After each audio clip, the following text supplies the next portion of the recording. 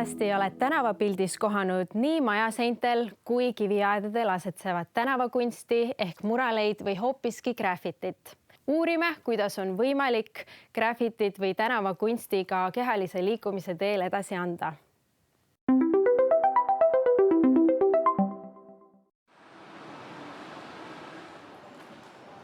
Ma usun, et inimestel ei ole võõras sõna graffiti, aga lihtsalt, et avamaks natuke seda teemat, siis kordaks veel üle, et mis asi see graffiti täpsemalt on? Mõistetest peaks alustama. No, tänavakunst ja graffiti on, et kumb on siis kumb.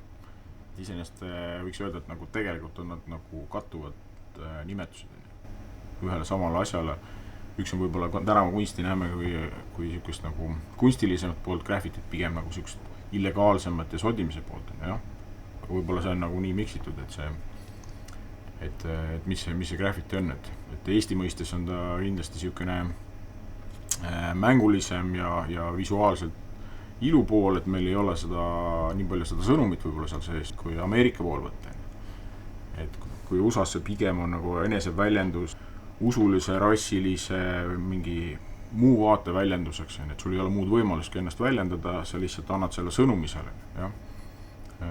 Eestis pigem on ta lihtsalt sükene visuaalne, äge asi, teeme kunsti, oleme mingis mõttes popid, sõnumit antakse edasi, aga seda pigem läbi selle kunstilise poole. Mis on see kõige suurem sarnasus graffiti kunsti ja tantsu vahel? Vabadus.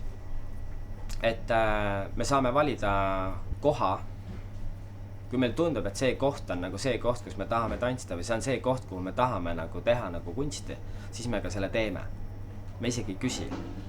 Et nüüd on jah see koht, kus, et siia ei tohi ju teha, et siis tuleb see kriminaalasi, aga tegelikult õigele graffiti kunstnikul tema ei küsi. Kui talle meeldib see koht, siis ta teeb selle 100% teeb ära, ta mõtleb mingi lahenduse välja, ta teeb ikka selle ära sinna. Et lihtsalt küsimus on see, et kas see pärast teistele meeldib või ei meeldi. Et 90-ndatel meie jaoks oli see seotud nii breakdance, plaadimängimine, joonistamine. Mille me selle võtnud kõik tegelikult laenanud ju USA muusikavideodest. See liikumine nagu praegu ajas nagu ära kadunud võib-olla sellisel kujul. Et sükest breakdantsu ja graffi Eestis ma ei näe, et see oleks väga nagu seotud. 90-ndatel oli väga. Nii et tol ajal oli see liikumine meil rohkem sees, aga praegu saame vaadata lihtsalt pigem seda joone liikumist kunstniku käekirjas. Võib-olla minu sükane nagu nägemus sellest. Meie oma sellise projekti fookuses praegu on graffiti kunsti tõlgendamine kehalise liikumise teel. Mida sina mõtled sellest? Muidugi, kui sa võtad näiteks bubble tehnika, siis bubble võib olla siit. See võib olla bubble.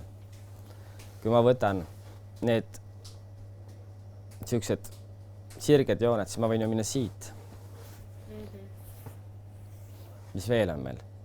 Et sa saad nagu kõik selle nagu tehnika tuua elementidesse sisse. Et see ei ole üldse nagu mingi probleem. Tantsukeeles võid rääkida kogu selle loo ära, mis tegelikult seina peal on.